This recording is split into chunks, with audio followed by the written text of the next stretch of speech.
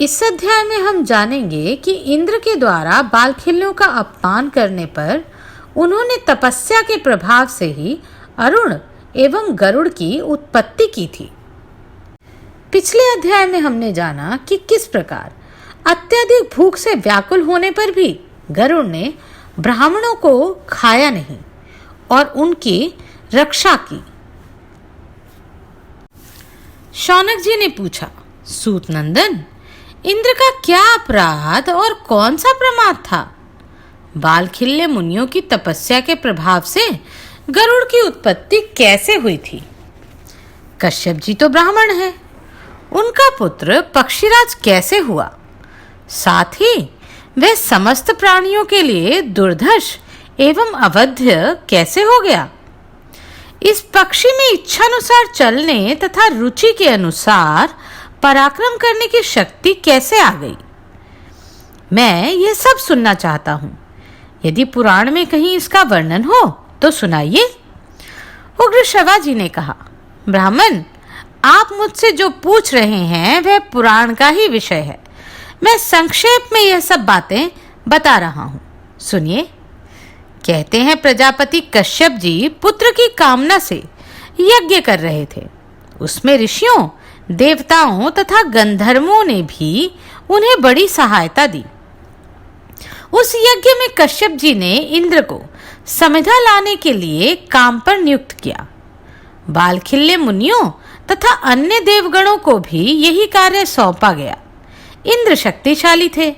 उन्होंने अपने बल के अनुसार लकड़ी का एक पहाड़ जैसा बोझ उठा लिया और उसे बिना कष्ट के ही वे ले चले। उन्होंने मार्ग में बहुत से ऐसे ऋषियों को देखा जो कद में बहुत ही छोटे थे। उनका सारा शरीर अंगूठे के मध्य भाग के बराबर था। वे सब मिलकर पलाश की एक बाती अर्थात छोटी सी टहनी लिए जा रहे थे। उन्होंने आहार छोड़ रखा था। तपस्या ही उनका धन था। वे अपने अंगों में ही समाये हुए से जान पड़ते थे। पानी से भरे हुए गोखुर के लांघने में भी उन्हें बड़ा कलेश होता था।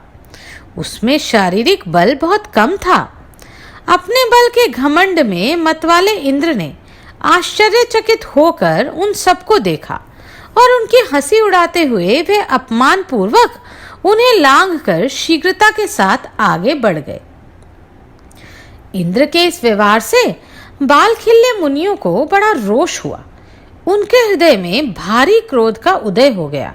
अतः उन्होंने उस समय एक ऐसे महान कर्म का आरंभ किया जिसका परिणाम इंद्र के लिए भयंकर था। ब्राह्मणों, वे उत्तम तपस्वी बालखिल्य मन में जो कामना रखकर छोटे बड़े मंत्रों द्वारा विधि पूर्वक अग्नि में आहुति देते थे वह बताता हूँ, सुनिए। संयम पूर्वक उत्तम व्रत का पालन करने वाले वे महर्षि यह संकल्प करते थे कि संपूर्ण देवताओं के लिए कोई दूसरा ही इंद्र उत्तम हो, जो वर्तमान देवराज के लिए भयदायक, इच्छानुसार पराक्रम करने वाला और अपनी रुचि के अनुसार चलने की शक्ति रखने वाला हो। शौर्य और वीर्य में इंद्र से वह 100 गुना बढ़कर हो।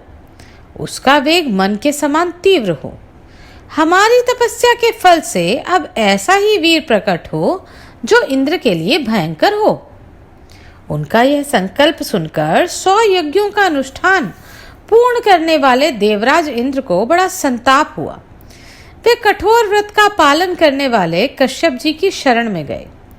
देवराज इंद्र के मुख से उनका संकल्प सुनकर प्रजापति कश्यप बालखिल्यों के पास गए और उनसे उस कर्म की सिद्धि की संबंध में प्रार्थना की।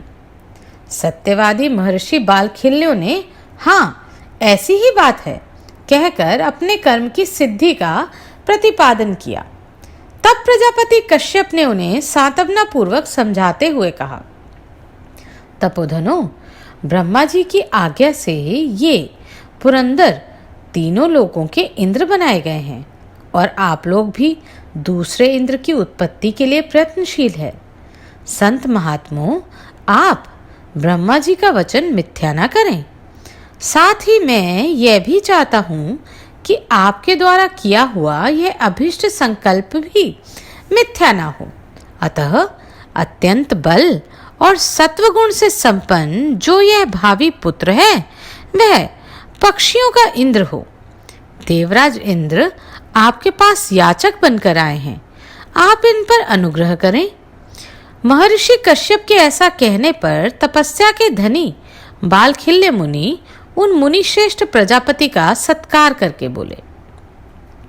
बालखिल्यों ने कहा, प्रजापते, हम सब लोगों का यह अनुष्ठान इंद्र के लिए हुआ था और आपका यह यज्ञ समारोह संतान के लिए अभिष्ट था।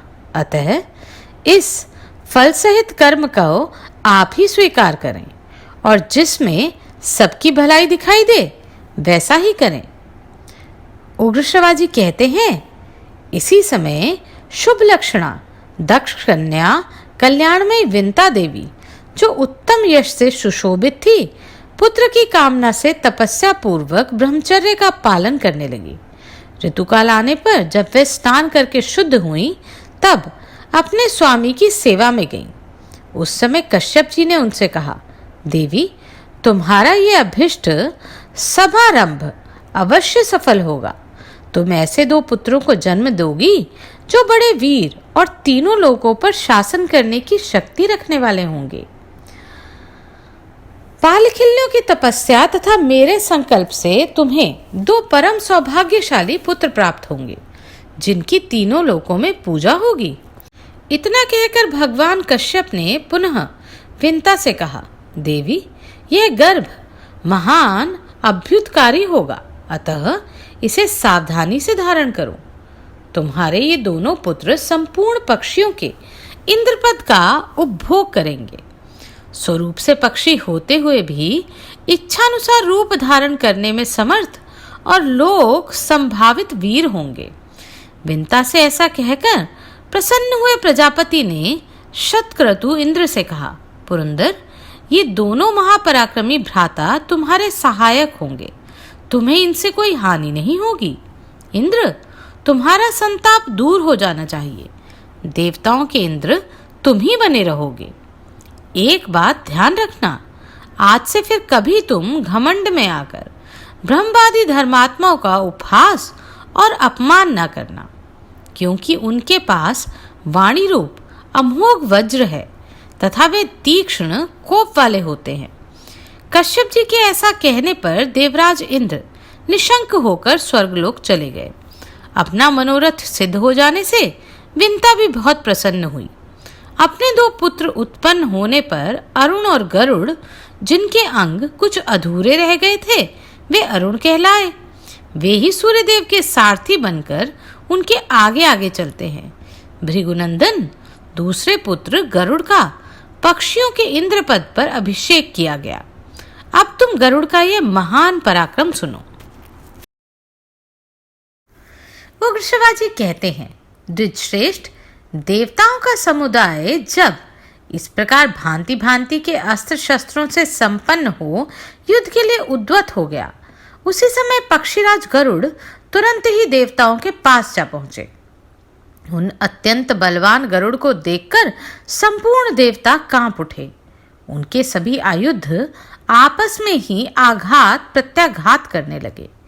वहां विद्युत एवं अग्नि के समान तेजस्वी और महापराक्रमी अम्य आत्मा भौमन अर्थात विश्वकर्मा अमृत की रक्षा कर रहे थे। वे पक्षीराज के साथ 2 घड़ी तक अनुपम युद्ध करके उनके पंख नोच और नखों से घायल हो उस रणांगण में मृतक तुल्य हो गए। तदनंतर पक्षीराज ने अपने पंखों की प्रचंड वायु से वहां धूल उड़ाकर समस्त लोकों में अंधकार फैला दिया और उसी धूल से देवताओं को ढक दिया। उस धूल से आच्छादित होकर देवता मोहित हो गए। अमृत की रक्षा करने वाले देवता भी इसी प्रकार धूल से ढक जाने के कारण कुछ देख नहीं पाते थे। इस समय गरुड़ ने स्वर्गलोक को व्याकुल कर दिया और पंखों और चोंचों की मार से देवताओं का अंग अंग विदीर्ण कर डाला। तब सहस्त्र नेत्रों वाले इंद्रदेव ने तुरंत ही वायु को आज्ञा दी, मारुत, तुम इस धूल की वृष्टि को दूर हटा दो, क्योंकि यह काम तुम्हारे ही वश का है। तब बलवान वायु ने बड़े वेग से उस धूल को दूर उड़ा दिया। इससे वहां फैला हुआ अंधकार दूर हो गया। अब देवता अपने अस्त्र शस्त्रों द्वारा पक्षी गरुड़ को पीड़ित करने लगे। देवताओं के प्रहार को सहते हुए महाबली गरुड़ आकाश में छाए हुए महामेघ की भांति समस्त प्राणियों को डराते हुए जोर जोर से गर्जना करने लगे। शत्रु वीरों का संहार करने वाले पक्षीराज बड़े पराक्रमी थे। वे आकाश में बहुत ऊंचे उड़ गए। उड़कर अंतरिक्ष में देवताओं के ऊपर खड़े हो गए। उस समय कवच धारण किए इंद्र आदि संपूर्ण देवता उन पर पटिश, परिध, शूल और गदा आदि नाना प्रकार के अस्त्र शस्त्रों द्वारा प्रहार करने लगे। अग्नि के समान प्रज्वलित क्षुरुग, सूर्य के समान उद्भासित होने वाले चक्र तथा नाना प्रकार के दूसरे दूसरे शस्त्रों के द्वारा प्रहार से उन पर सब ओर से मार पड़ रही थी। तो भी पक्षीराज गरुड़ देवताओं के साथ तुमुल युद्ध करते हुए तनिक भी विचलित न हुए। परम प्रतापी विंता नंदन गरुड़ ने मानो देवताओं को दग्ध कर डाला। इस प्रकार रोष में भरकर आकाश में खड़े खड़े ही पंखों और छाती के धक्कों से उन सबको चारों ओर मार गिराया। गरुड़ से पीड़ित और दूर फेंके गए देवता इधर उधर भागने लगे। उनके नखों और चोंच से क्षत विक्षत हो वे अपने अंगों से बहुत सा रक्त बहाने लगे। पक्षीराज से पराजित हो साध्य और गंधर्व पूर्व दिशा की ओर भाग चले। वसुओं तथा रुद्रों ने दक्षिण दिशा की शरण ली। आदित्यगण पश्चिम दिशा की ओर भागे तथा अश्विनी कुमारों ने उत्तर दिशा का आश्रय लिया। ये पराक्रमी योद्धा बार बार पीछे की ओर देखते हुए भाग रहे थे। इसके बाद आकाशचारी पक्षीराज गरुड़ ने वीर अश्वक्रंद, रेणुक, शूरवीर क्रंथन, तपन, उल्लुक, श्वसन, निमेष, प्ररुज तथा पुलिन इन 9 यक्षों के साथ युद्ध किया। शत्रुओं का दमन करने वाले विंता कुमार ने प्रलय में कुपित हुए पिनाकधारी रुद्र की भांति क्रोध में भरकर उन सबको पंखों, नखों और चोंच के अग्रभाग से विदीर्ण कर डाला। वे सभी यक्ष बड़े बलवान और अत्यंत उत्साही थे। इस युद्ध में गरुड़ द्वारा बार बार क्षत विक्षत होकर वे खून की धारा बहाते हुए बादलों की भांति शोभा पा रहे थे। पक्षीराज उन सबके प्राण लेकर जब अमृत उठाने के लिए आगे बढ़े, तब उसके चारों ओर उन्होंने आग जलती देखी। वह आग अपनी लपटों से वहां के समस्त आकाश को आवृत किए हुए थी। उससे बड़ी ऊंची ज्वालाएं उठ रही थी। वह स्वर मंडल की भांति दाह उत्पन्न करती और प्रचंड वायु से प्रेरित हो अधिकाधिक प्रज्वलित होती रहती थी। तब वेगशाली महात्मा गरुड़ ने अपने शरीर में 8100 मुख प्रकट करके उनके द्वारा नदियों का जल पी लिया और पुनः बड़े वेग से शीघ्रता पूर्वक वहां आकर उस जलती हुई आग पर वे सब जल उड़ेल दिया। इस प्रकार शत्रुओं को ताप देने वाले पक्षवाहन गरुड़ ने नदियों के जल से उस आग को बुझाकर अमृत के पास पहुंचने की इच्छा से एक दूसरा बहुत छोटा रूप धारण किया।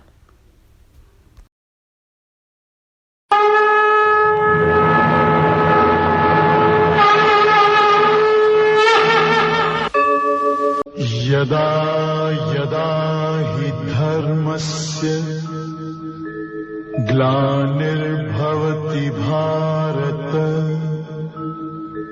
अभ्युत्थानम् अधर्मस्य